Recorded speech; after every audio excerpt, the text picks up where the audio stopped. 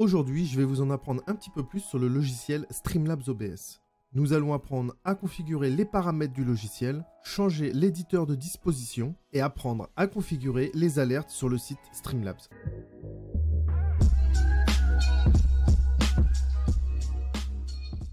Bonjour tout le monde, c'est Kelaz, j'espère que vous allez bien. On se retrouve pour une nouvelle vidéo, donc on va apprendre à configurer, comme je l'ai dit au début, Streamlabs OBS, tout ce qui est paramètres, tout ça. Petit rappel, tous les soirs à 21h30, je suis en live sur Twitch. N'hésitez pas à venir me voir si vous avez des questions, si vous avez envie de vous détendre ou simplement envie de parler. N'hésitez pas, mon live est fait pour ça et je serai ravi de vous accueillir. Si mon contenu vous plaît, n'hésitez pas à lâcher le petit abonnement des familles qui fait plaisir et le petit pouce bleu qui fait plaisir aussi. Ça me permet de me référencer et surtout, grâce à vous, ça me permet d'augmenter et d'avoir un petit peu plus de visibilité. Petite information, si vous avez des questions ou si vous voulez de l'entraide, vous avez mon Discord communautaire qui s'appelle l'ARED, qui est disponible à l'écran. N'hésitez pas à le rejoindre. Si un jour vous êtes désireux de faire quelques parties avec moi ou quoi, il faudra obligatoirement être sur le Discord. Bonne vidéo. Dans cette deuxième vidéo, on va apprendre à configurer les paramètres du logiciel Streamlabs OBS. Nous voici sur le logiciel. Donc là, comme la vidéo précédente qui apparaît en haut à droite de votre écran, nous arrivons sur l'interface de Streamlabs OBS. Comme je l'ai déjà expliqué, ici on aura tout la visibilité de votre stream. Là on a le mini feed, c'est tous ceux qui s'abonnent, qui font des dons, ou qui vous host, qui vous raid. Enfin, tout ce qui va se passer dans le stream va apparaître ici. Ici vous avez les scènes, les sources et vous avez la table de mixage. On va apprendre à configurer les paramètres du logiciel. Donc pour cela, vous allez en bas à gauche, vous cliquez sur le petit engrenage ici. Vous allez dans les paramètres et là, vous arrivez avec une petite fenêtre qui s'ouvre, qui s'appelle paramètres. Et le premier onglet, c'est général. Dans général, rien de plus simple, vous avez la suppression de votre répertoire de cache. Tout ce qui est en rapport avec le cache, c'est ici. Si vous désirez supprimer le cache, redémarrer, tout ça. Moi, j'y touche pas personnellement. En dessous, vous avez configuré le titre du stream et le jeu avant de lancer la diffusion en direct. C'est-à-dire que si vous le cochez, dès que vous allez cliquer sur diffuser en direct, il va vous faire apparaître une petite fenêtre. Est-ce que vous voulez lancer le stream avec ce titre-là et tout ça, tout ça. Si vous le décochez, dès que vous allez faire diffuser en direct, il va lancer tout de suite. Là, vous avez désactivé l'accélération matérielle, exige un redémarrage. Bon, ça, vous le laissez comme ça. Vous avez configuré les dispositifs par défaut, optimisation automatique et importation OBS. Qu'est-ce que c'est? C'est tout simple. Bon, configurer les dispositifs par défaut, c'est remettre tout par défaut. Ça, on l'a bien compris. Optimisation automatique. Qu'est-ce que c'est? C'est si vous avez un petit PC, en fait, ça vous évite de faire les réglages vous-même. Vous cliquez ici. Voilà. Vous faites commencer. Je ne vais pas le faire. Vous faites commencer et il va tout simplement, comment dire, vous faire les réglages propres à votre PC. Il va détecter justement quelle puissance a votre PC et du coup il va faire les réglages pour adapter Streamlabs à votre PC. Ça sert à ça l'optimisation automatique. Importation OBS, c'est quoi? C'est simplement faire importer tous les réglages que vous avez fait sur OBS Studio sur Streamlabs OBS. Si vous cliquez ici, là vous arrivez sur importation de vos paramètres existants depuis OBS. C'est pas les scènes, c'est les paramètres. Vous cliquez, moi je sais que c'est live, je clique sur live, je fais commencer. Ensuite il va aller chercher tous les réglages que j'ai fait de OBS Studio, il va les mettre directement dans Streamlabs OBS. Ensuite vous avez la langue, vous avez les sorties et les alignements des sources. Vous avez ici dans le petit onglet Stream, alors qu'on soit bien d'accord, ici quand vous ne payez pas le Prime de Streamlabs OBS, vous pouvez juste mettre une destination. En l'occurrence, moi comme je stream sur Twitch, je l'ai mis sur Twitch. Mais après, vous pouvez en mettre d'autres. C'est-à-dire qu'ici, en fait, c'est le multistream. Et vous pouvez même en rajouter d'autres. Le problème, c'est que si vous voulez faire du multistream avec Streamlabs OBS, il faut payer le Prime. Si jamais vous décidez à le payer, vous pouvez vous connecter à Facebook et connecter à YouTube. Et quand vous lancez un live, bam, ça lance sur les 3 plateformes ou plus, si jamais vous en rajoutez. Mais attention, parce que si vous êtes affilié, à partir du moment où vous êtes affilié à Twitch, vous n'avez plus le droit de stream sur plusieurs plateformes en même temps. Vous pouvez stream sur différentes plateformes, mais vous n'avez pas le droit, vous n'aurez plus le droit de stream sur plusieurs plateformes en même temps. Ici, vous avez les sorties, et c'est là que ça va nous intéresser. Donc, dans les sorties, vous avez Output Mode. Donc, quand vous cliquez, vous avez Simple, vous avez Avancé. Dans l'avancé, vous avez Streaming, recording, audio et replay buffer. Dans streaming, vous avez audio track. Bon, vous laissez à 1. Dans encodeur, bon bah là c'est là que vous allez choisir si vous désirez encoder avec votre processeur ou avec votre carte graphique. Moi en l'occurrence j'encode avec ma carte graphique, donc je mets NVENC New. C'est toujours mieux de mettre le New si vous avez le New. Ensuite en dessous vous avez eForce Streaming Service Encoder Setting, pardon pour l'anglais. Vous mettez en CBR et le débit, c'est là qu'il faut bien faire attention. Dans la vidéo précédente, je vous ai fait faire des tests speed test. Et en rapport avec votre upload, c'est là qu'il va falloir calculer pour pouvoir mettre votre débit. Si vous avez 20 mégas en upload, vous êtes large. Hein. Franchement, vous êtes large. Hein. Vous pouvez mettre à fond, sachant que Twitch, c'est 6000 maximum. Vous mettez 6000 par exemple. YouTube, hein, on peut largement mettre beaucoup plus. Je sais plus exactement, ça doit être 20, 25 000, je sais plus. J'ai pas envie de dire de conneries. Je me rappelle plus. Donc, on laisse sur la base de Twitch. Que ce soit affilié ou partenaire, c'est 6000 max. Attention, petite parenthèse, il y a des partenaires très très gros, on va pas citer de nom, qui peuvent faire des petites demandes pour avoir plus. Voilà. Et ils peuvent monter jusqu'à 8000, je crois. Un truc comme ça. L'intervalle d'image clé, vous mettez 1. Le pré-réglage, bah, c'est là que vous allez... Donc, plus vous allez monter, plus ça va être qualitatif. Par contre, ça va créer des plus gros fichiers et ça va être un peu plus gourmand. Et plus vous descendez, plus ça va être dans les performances, mais la qualité d'image sera vraiment horrible. Généralement, descendez pas en dessous de performance. Voilà, performance maximale, tout ça. Après, c'est vraiment pixelisé, c'est moche, enfin, c'est moche tout ça. Laissez qualité si vous pouvez, comme ça vous êtes tranquille. Profil, bah, vous pouvez mettre main, mais pas en dessous. Enfin, en dessous, après, c'est pareil, c'est pas très propre. Main ou hide. Moi, perso, je laisse hide. Après, c'est à vous de faire des tests. Comme dans toutes les vidéos que je vous fais, c'est à vous de faire des tests, c'est à vous de voir justement ce qui est bien et ce qui est pas bien. Prédiction, donc ça vous y touchez pas. Amélioration psycho-visuelle, bah perso, vous y touchez pas. Vous laissez le nombre de max bitframe à 2. De toute façon, c'est 2. Et puis vous êtes tranquille. Ici, vous avez la sortie audio. Dans la sortie audio, c'est comme sur OBS Studio. C'est pour avoir plus, enfin, c'est pour pouvoir régler les micros et les sorties avec le casque ou les enceintes. Alors moi, comme j'ai la Go XLR, d'ailleurs, en haut à droite, je vous mets la vidéo où je vous fais l'unboxing et la présentation et apprendre à régler la table de mixage Go XLR. Étant donné que j'ai la Go XLR, ici, je mets simplement le système et dans le micro, je mets simplement le Broadcast Stream Mix. Si vous voulez savoir pourquoi je mets un seul truc, bah, vous allez voir la vidéo et vous allez comprendre. Parce que la table de mixage, avec une seule piste, dans la même piste, on peut mettre toutes les pistes existantes. Ici, vous avez vidéo. Là, vous allez régler donc la base, donc le canevas, c'est vous. C'est-à-dire, c'est l'écran noir ici. Vous voyez ce que je veux dire? Voilà. Donc, c'est ce que vous allez voir. Le output, c'est ce que vous allez envoyer pour Twitch. Donc, vous pouvez vous mettre en 1980, tout ça. Là, 1920 par 1080, pardon. Mais par contre, le output, par rapport à votre connexion, il faut pas que vous mettiez non plus un truc ultime, vous voyez ce que je veux dire. Soit vous mettez du 720, soit vous mettez du 900p, soit vous mettez du 1080, mais c'est par rapport à votre PC et à votre connexion. Mais attention, les personnes qui vous regardent sont pas susceptibles d'avoir une bonne connexion pour regarder du 1080p, vous voyez ce que je veux dire. Donc réfléchissez bien, si vous n'êtes pas partenaire, vous n'avez pas encore tous les réglages, que ça soit 360, 480, 720, 900 ou 1080p. Quand vous n'êtes pas partenaire, à chaque live que vous allez lancer, vous n'allez pas avoir tout le temps le système de réglage.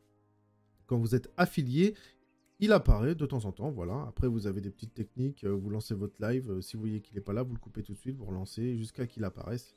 Bon, après, c'est ce que je fais personnellement, comme ça au moins il n'y a pas de problème. Mais sinon, si vous ne voulez pas vous embêter avec ça, vous faites un petit réglage ici, de façon à ce que vous êtes sûr que tout le monde puisse regarder. Généralement, le 720p en 60 fps, c'est très bien. Après, vous pouvez monter à du 900p, mais au-delà, si vous n'avez pas les réglages adaptés, c'est-à-dire si vous ne pouvez pas offrir aux téléspectateurs le pouvoir de régler soi-même la résolution, franchement, n'allez pas plus haut que 900p parce qu'après, c'est tendu, quoi. Ici, vous laissez en bicubique. Le FPS type, vous laissez comme ça, FPS value, pardon. Et puis vous mettez 30 ou 60. Moi, j'ai mis 60. Ici, vous avez les touches de raccourci. Comme son nom l'indique, c'est simple. c'est pour faire des touches de raccourci. Si vous désirez lancer le live ou quoi, tiens, je vais mettre commencer une diffusion, je vais mettre CTRL-T par exemple, CTRL-D, pardon, mettre CTRL-D, D pour diffusion. Hop, dès que je veux lancer le live, je fais CTRL-D, bam, il va lancer le live. Enfin, voilà, ici, c'est simplement les raccourcis. Vous pouvez créer des raccourcis pour les scènes et des raccourcis pour les sources. Ici, vous avez avancé. Dedans, vous avez le process priority, normal, high, tout ça. Franchement, laissez en normal. Vidéo, vous avez NV12, vous y touchez pas. Le YUV Color Space, vous avez 601, vous y touchez pas. Et vous avez le Color Range ici, le partial, pareil, vous y touchez pas. Franchement, ici, n'y touchez pas, il n'y a pas réellement besoin d'y toucher. C'est déjà très bien comme ça. L'audio, vous avez Audio Monitoring Device, vous avez le défaut. Alors ici, si je dis pas de bêtises, l'Audio Monitoring Device, vous laissez par défaut, voilà. Simple. Sinon, vous choisissez directement l'audio que vous avez. Que ce soit, par exemple, le système, tout ça. Ici, vous avez l'enregistrement, vous y touchez pas. Le tampon de relecture, c'est pareil. Vous n'avez pas... Franchement, ça sert pas à grand-chose d'en mettre. Là, vous avez le retard du stream. Qu'est-ce que c'est? C'est-à-dire que dès que vous allez lancer un stream, moi, je vais faire bip. Et la personne qui va regarder mon live va avoir le bip 20 secondes après, en gros.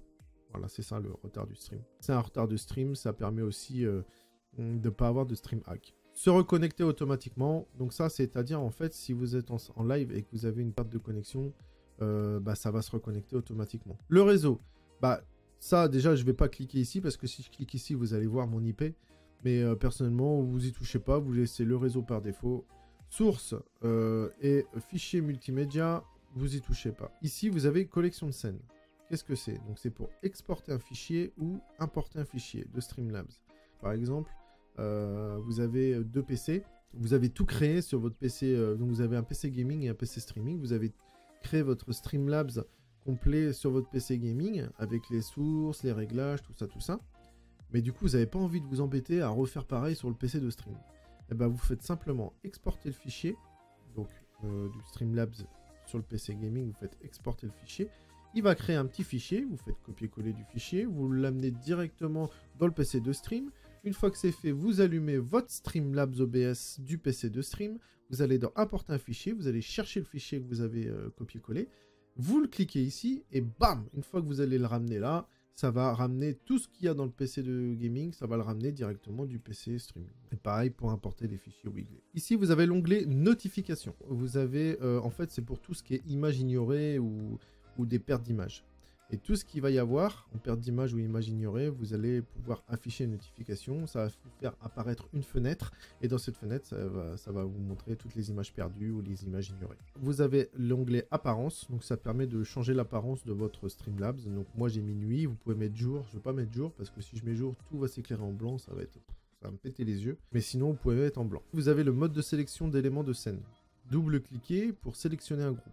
Personnellement, j'y ai jamais touché, donc vous laissez comme c'est, et puis laissez comme tel, pardon, et puis voilà, vous laissez comme c'est réglé là, vous y touchez pas. Vous pouvez activer les émotes BitterTTV sur Twitch, et activer les émotes FrankerFace Z pour Twitch aussi.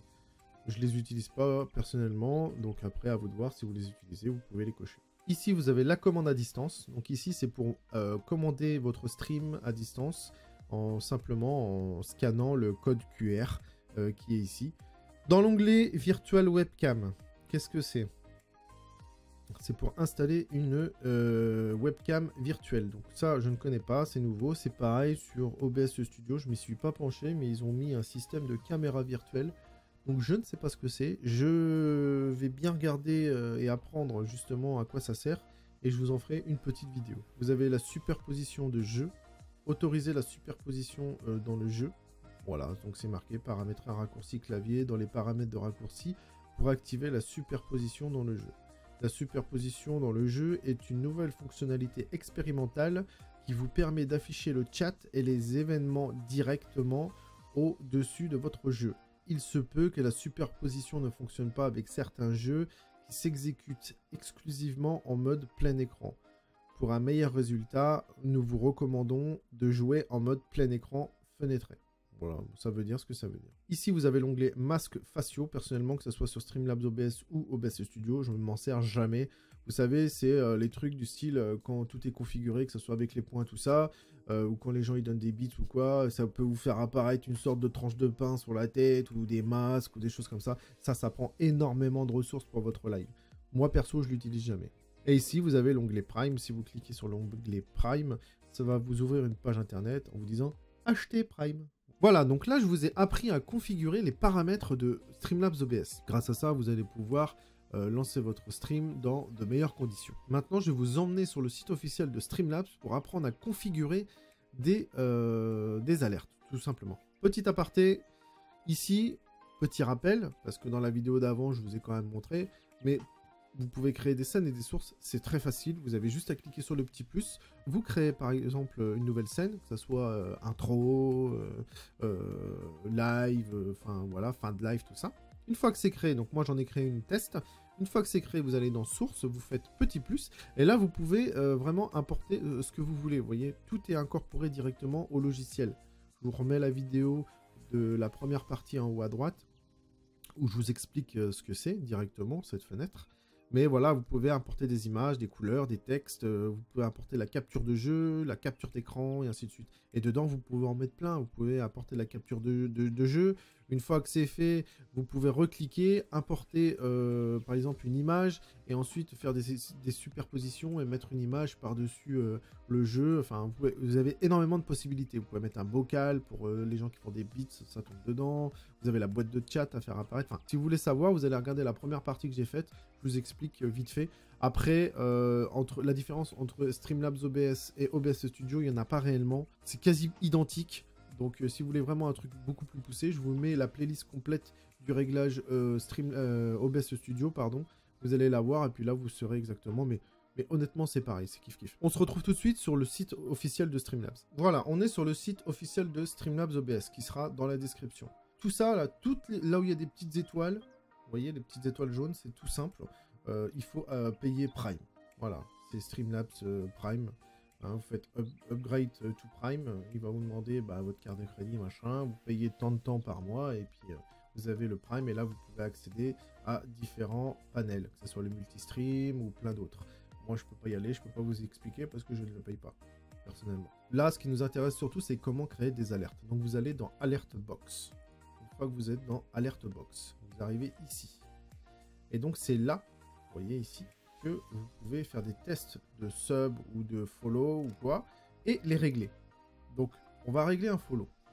Vous allez ici, dans Follow. Là, vous arrivez sur la fenêtre du follow. Vous pouvez choisir entre trois fenêtres, que ce soit l'image au-dessus, le texte en dessous, l'image au milieu avec le texte par-dessus, ou l'image à gauche avec le texte à droite, tout simplement. Ici, c'est l'effet quand l'alerte va arriver, et ça, c'est l'effet qu'il va y avoir quand l'alerte va repartir. Ici, vous pouvez mettre justement vous laissez name surtout, parce que si vous laissez pas name dans les petits crochets comme ça, le nom de la personne qui va se follow n'apparaîtra pas. Et à droite ou avant, bien sûr, vous pouvez mettre une petite phrase d'accroche. Ici, vous avez l'animation du texte. Moi, j'ai mis en wiggle. En dessous, vous avez l'image. Donc, qu'est-ce que c'est? C'est, par exemple, vous pouvez mettre vos propres images ou GIF quand les personnes se follow. Moi, j'ai passé par un graphiste. Il m'a fait mon personnage à moi en faisant un Kamehameha, sachant que je suis un grand fan de Dragon Ball Z. Et je vous fais une petite démo, par exemple. Là, vous faites launch, vous lancez la fenêtre ici. Et une fois que, hop, que vous faites test follow, voilà. Ça, c'est mon alerte follow quand les gens me follow, tout simplement. Ici, vous avez le sound. Donc là, bien évidemment, c'est la musique ou un effet sonore que vous voulez mettre quand la personne s'est follow. Vous avez le réglage du volume, vous avez la durée de l'alerte, donc essayez d'adapter la durée de l'alerte avec justement si vous avez un GIF ou quoi, avec la durée du GIF. Si le GIF que vous avez mis dure 10 secondes et que vous mettez une alerte qui dure 5 secondes, ça va couper l'alerte en plein milieu du GIF, donc ça va être dégueulasse. Ici vous avez l'alerte texte délai, ça dure 1 seconde, c'est-à-dire que dès que l'alerte commence, donc dès que le GIF ou la photo que vous avez mis s'enclenche, 1 seconde après, il y aura le texte qui apparaît. Ça vous touchez pas personnellement, et vous pouvez créer d'autres effets. Par exemple, vous faites Open Alert Variation. Vous pouvez créer plein d'autres alertes différentes, Et par exemple, à chaque follow, ça sera jamais la même alerte. Un coup, ça sera Kamehameha, un coup, ça va être autre chose. Ça, c'est Streamlabs qui va gérer automatiquement qu'est-ce qu'il va prendre. Donc ça, c'est pour le follow. Mais c'est exactement pareil que pour le sub, le resub, la donation, le hosting, le bits, le raid, et j'en passe. C'est exactement pareil. Vous allez dans sub, par exemple, vous voyez, hop, la fenêtre, elle n'a pas réellement changé, tu vois. Hop, vous allez dans sub, vous pouvez recréer exactement pareil, une petite animation, la petite musique, le volume, la durée. Vous pouvez faire des variations d'alerte aussi. Enfin, c'est pareil. Une fois que vous avez créé vos alertes, une fois que vous avez tout configuré, on va passer juste au-dessus. Vous allez faire apparaître un lien qu'il faudra copier-coller. Et quand vous irez sur Streamlabs OBS, bah, vous ferez apparaître la fenêtre de navigateur et dedans vous mettrez le lien. Je vais vous montrer tout de suite, vous inquiétez pas. Et puis bah, une fois que vous aurez copié-collé, bah, ça apparaîtra directement sur votre stream. Mais attention, quand vous cliquez ici, ça fera apparaître un lien pour contrôler toutes les alertes qui sont cochées ici. C'est-à-dire que toutes les alertes qui sont cochées ici apparaîtront sur le même encadré. Si vous voulez créer un encadré unique pour le follow, il faut décocher tout le reste. Et vous voyez que quand je décoche, ça bouge dans le flou. Je ne veux pas vous la faire apparaître, hein, excusez-moi. Ça bouge dans le flou, regardez bien. Vous voyez. Et en fait, ça décoche, ça enlève. Voilà, vous voyez comment il a réduit. Ça sera, quand vous cliquerez ici, et que vous avez juste le follow de cocher, ça va créer un URL spécialement pour les follow. Voilà, donc vous pourrez créer plusieurs fenêtres de navigation, une fenêtre pour le follow, une fenêtre pour les subs, une fenêtre pour les resubs, une fenêtre pour les donations. Vous pouvez les disposer après où vous voulez directement sur l'écran. Et puis bah c'est OP, franchement c'est OP. Mais ça, Streamlabs OBS, c'est pour Streamlabs OBS Studio.